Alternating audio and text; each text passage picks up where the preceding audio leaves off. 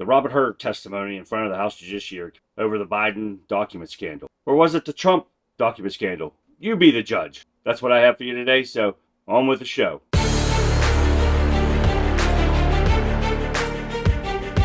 If any of you guys watched any of the testimony of Robert Hur, if you were as confused as I am, because all the Democrats wanted to do was deflect all the questions away from Joe Biden and put them onto Donald Trump. If you've never seen Trump derangement syndrome before, you should have watched this, because every Democrat there has it. They have mental problem with Trump and they need serious help. So today, what I've got for you today, I've got 4 sets of clips, and they're about a minute long each, so I'm not going to be doing much talking. But anyways, the first one is going to be of Jim Jordan, and I want you to compare. I've got one Jim Jordan, then I've got a Democrat, then I've got a Republican, then I got Adam Schiff at the end. So I want you to look at the difference, and they're just short clips, and there's so much that I could put in here that would blow your mind how bad these Democrats have Trump derangement. And if Robert Hur's report was so good for the Democrats, okay, so good, you're going to see a difference of how this report obviously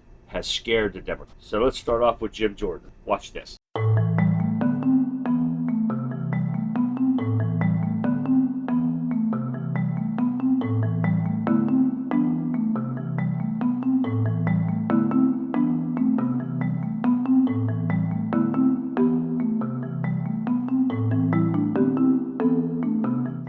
I think you told us, Mr. Hur. Page 231, you said this: President Biden had strong motivations. That's a key word. We're getting to motive now. President Biden had strong motivations to ignore the proper procedures for safeguarding the classified information in his notebooks. Why did he have strong motivations? Because, next word, because he decided months before leaving office to write a book. To write a book. That was his motive. He knew the rules. He broke them because he was writing a book. And you further say, and he began meeting with the ghostwriter while he was still vice president. There's the motive. Mr. Hur, how much did President Biden get paid for his book? Off the top of my head, I'm not sure if that information appears in the report. It sure does. There's a dollar amount in there. You remember? I don't. It may be $8 million. If that's $8 million. Joe Biden had 8 million reasons to break the rules. Okay, now you see, everything Jim Jordan's saying is spot on with Robert Hur's report. And then remember, this is only partial clips. I don't know, a minute or so. But now let's move on to the first Democrat here. You tell me if they're not afraid of Robert Hur. Listen to this. Despite clearing President Biden from being prosecuted, you used your report to trash and smear President Biden because he said in response to questions over a 5-hour interview that he didn't recall how he got the documents. And you knew that that would play into the Republicans' narrative that the president is unfit for office because he's senile. And the American people saw during the State of the Union address that that was not true. But yet that's what you tried to offer to them, and that's why they are having you here today, so that they can expand upon that narrative. And you knew that that's what was going to happen, didn't you? Congressman, I reject the suggestions that you have just made. That is not what happened. Let me move on. Partisan politics played no part whatsoever in my work. You are a member of the Federalist Society, are you not? And fair. Are you a member of the Federalist Society? I am not a member of the Federalist Society. But you are a Republican, though, aren't you? I am a registered Republican. Yes, sir. And you're doing everything you can do to get President Trump reelected so that you can get appointed as a federal judge or perhaps to another position in the Department of Justice. Isn't that correct? Congressman, I have no such aspirations, I can assure you, and I can tell you that partisan politics had no place whatsoever in my work.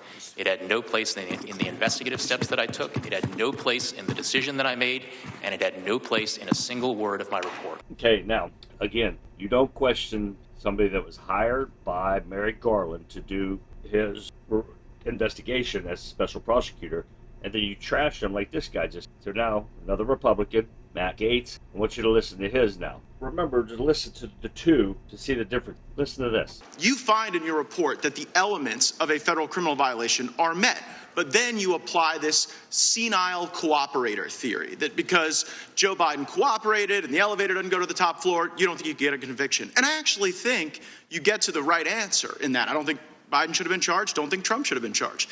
But under the senile cooperator theory, isn't it frustrating that Biden continues to go out and lie about the basic facts of the report that lay out a federal criminal violation? Now, see, the big difference is between the Republicans and Democrats is the Republicans are getting down to the nitty gritty. And like I said, you're only seeing part of it because they're so long and it each gets 5 minutes and I can't do 5-minute clips in here for you guys.